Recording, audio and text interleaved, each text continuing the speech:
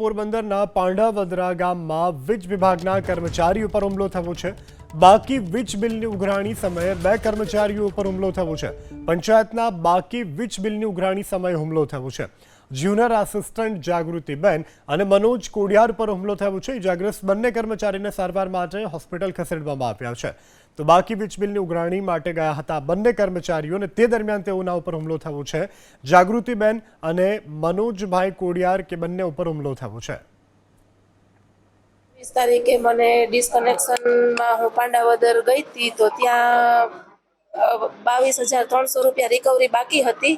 એટલે એ ભાઈ એમ કીધું કે પેમેન્ટ અત્યારે નથી કરવું। તો પછી પણ અમે ત્યાંથી નીકળતા હતા તો સરપંચ આવી અને અમને મારા ભેગા હતા જે ભાઈ એને પેલા મારી લીધું અને મને પણ રોડ ઉપર લઈ જઈ વાળ પકડી એકદમ ઠસરડી રોડ ઉપર અને મને 3 ઝાપટ મારી લીધી।